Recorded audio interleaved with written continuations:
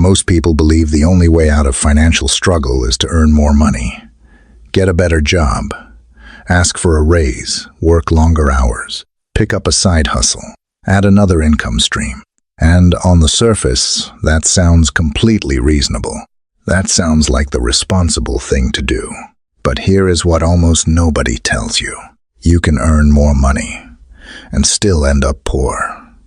You can increase your income and still have no freedom. You can work hard for 30 years, show up every single day, never miss a shift, never call in sick, and still arrive at the end of your career, owning almost nothing that truly belongs to you. How is that possible? How can a person earn well and still end up with so little? Because the Bible never just taught people how to earn money. The Bible taught people how to steward it, multiply it, and pass it on. And there is a profound difference between those two things. A difference that most of us were never taught growing up, and a difference that has quietly shaped the financial wisdom of Jewish culture for thousands of years. There is an ancient principle, over 3,000 years old, woven through the teachings of Solomon, through the story of Joseph, through the books of Proverbs and Ecclesiastes. A principle that answers a question most people never think to ask. Ordinary people ask, how much money am I earning each month? But biblical wisdom asks something far deeper. What am I building that will continue to produce value after my hands stop working? That principle is called the biblical ownership rule. And in this video, we are going to walk through exactly what it means, why it matters, and how you can begin applying it starting today, not through get-rich-quick shortcuts, but through the kind of faithful, patient stewardship that the Bible has always honored. Let's begin. The modern mistake we were never warned about. Here is the system most of us were raised inside. Go to school, get a degree, find a job, receive a paycheck, pay your bills, repeat next month. And if you want more, work harder, get promoted, earn more. Now, let me be very clear. There is nothing wrong with work. The Bible deeply honors labor.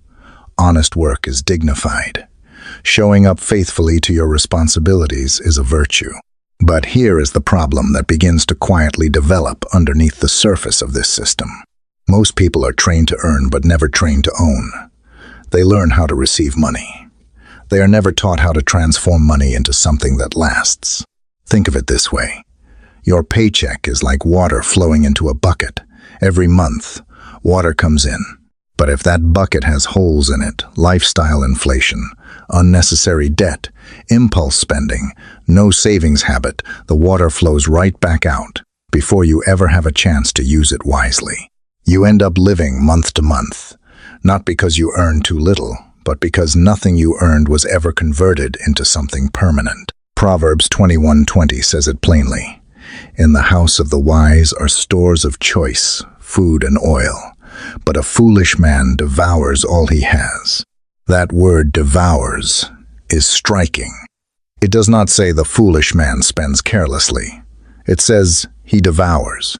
He consumes everything he produces, leaving nothing behind. No reserves, no assets, no seed for the next season. And this is the real danger. Not earning too little, but consuming everything you earn. Consider two people side by side. The first earns $3,000 a month. He has a decent car payment, a rent he stretches to afford, a credit card for the extras, and a lifestyle that looks comfortable from the outside. After 10 years of this, he is still dependent on that paycheck. Nothing has changed except the numbers got slightly bigger. The second person might start with less, but every single month, she sets aside a portion not to spend, but to own. She invests in a skill. She builds a small emergency fund. She buys a modest asset. She builds her professional reputation. After 10 years, she does not just have income, she has ownership, and ownership changes everything. The first question of biblical stewardship is not, how do I earn more? It is, of what I am already earning, what am I keeping? What am I building? What am I converting into something that will last beyond this paycheck? what the Bible actually celebrates. Stewardship, not just wages. In Scripture, money is never just a reward for labor. It is a test of faithfulness. And God is not watching how much you earn. He is watching what you do with what you have been given. The story of Joseph is one of the most powerful financial case studies in all of Scripture. When Pharaoh had a dream he could not interpret, Joseph was not just a man who gave advice. Joseph was a man who built a system. He understood that 7 years of abundance were not an invitation to celebrate. They were an opportunity to prepare. So he designed a system to collect, store, distribute, and manage grain across an entire nation in anticipation of 7 years of famine. That is stewardship thinking. Joseph did not just work hard in the good years. He used the good years to build something that would serve people in the hard years. Solomon understood this too. His wisdom in Proverbs was never just about accumulating gold. It was about building a life on a solid foundation. Proverbs 24:3-4 says, "By wisdom a house is built, and through understanding it is established. Through knowledge, its rooms are filled with rare and beautiful treasures." That house is not just a building. It is a metaphor for a life, a family, a business, a legacy, a system of values. It is filled not through luck, not through hustle alone, but through wisdom, understanding, and knowledge applied over time. This is the difference between wage thinking and stewardship thinking. The person focused only on wages asks, "How do I get paid more?" The person with a stewardship mindset asks, "How do I make my skills into lasting assets? How do I make sure my knowledge keeps creating value? How does the work I do today build something for tomorrow?" And Ecclesiastes 11:2 adds a layer of humility to all of this. Invest in 7 ventures. Yes, in 8. You do not know what disaster may come upon the land. This is not a verse about greed. This is a verse about wisdom in the face of an uncertain future. You do not know when the economy will shift. You do not know when your industry will be disrupted. You do not know when health challenges will change everything. So the wise person does not build their entire financial life on a single source, a single employer, a single skill, or a single season of favor. The biblical ownership rule. Stop selling time. Start building assets. Here is the central principle of everything we are discussing today. I want you to hold on to this. If you do not own assets, you only own bills. That is the biblical ownership rule. A portion of your income must be converted into something you own, or you will spend your entire life simply moving money from your workplace to your expenses, and arriving at the end with nothing to show for the journey. Now, ownership does not have to mean a real estate empire or a Fortune 500 company. Ownership exists at many levels, and most of them are accessible right where you are today. You can own a skill. You can own specialized knowledge. You can own a personal brand. You can own tools that increase your productivity. You can own content that keeps serving people after you create it. You can own a small piece of a business. You can own a system that delivers value without requiring your constant presence. The key distinction is this. A paycheck stops the moment you stop working. But a true asset, built wisely, continues producing value after the work is done. Think about a graphic designer who takes on client projects one by one. She earns income. But if she builds a course, creates a template library, develops a recognizable brand, and builds a portfolio that attracts clients, even while she sleeps, she has begun converting her skill into ownership. Think about a tradesman who charges by the hour. He earns wages, but if he builds a reputation, acquires the right tools, develops a process, trains a small team, and creates a steady referral system, he begins to own something beyond his labor. Think about an office worker living paycheck to paycheck. If he begins investing consistently, building a financial cushion, developing a secondary skill, and acquiring small assets steadily over time, he is slowly crossing the line from earner to owner. But there is a warning here that must not be skipped. Not everything you buy is an asset.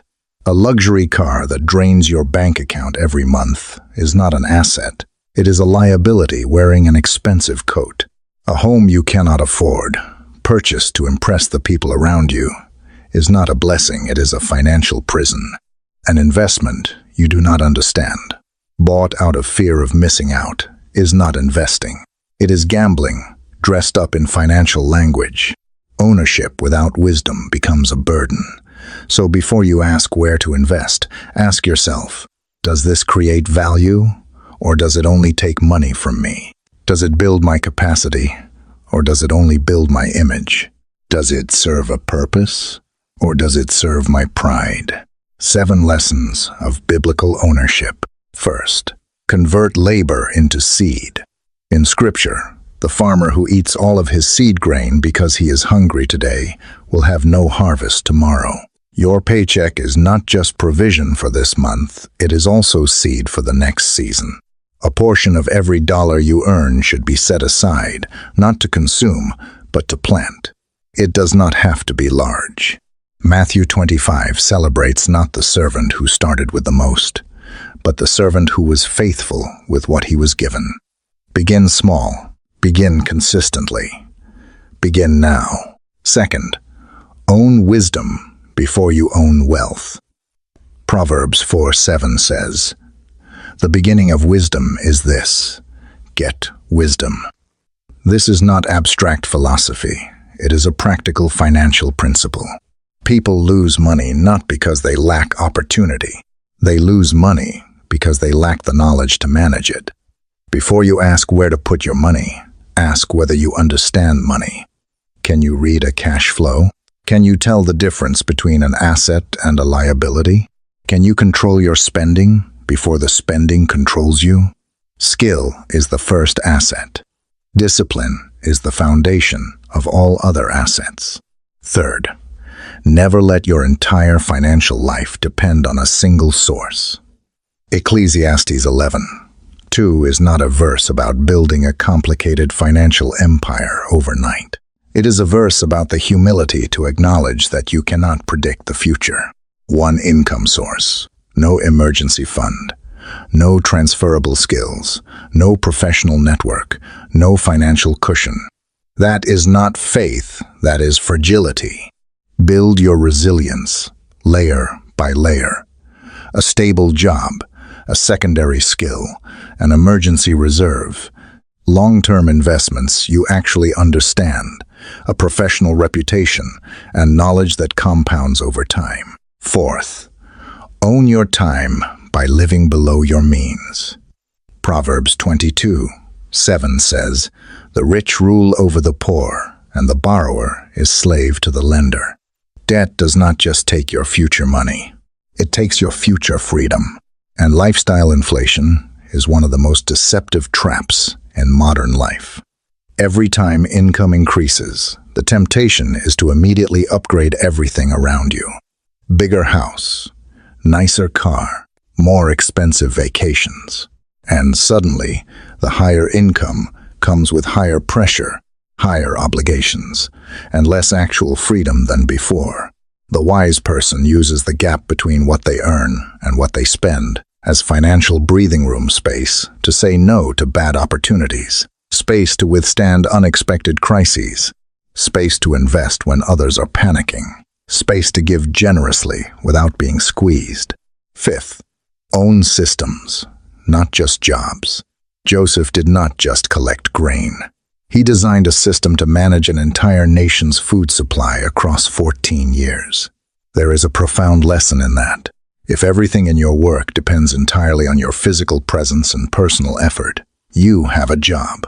But if you can build a process, train others, create repeatable structures, and design work that functions beyond your direct involvement, you begin to own a system.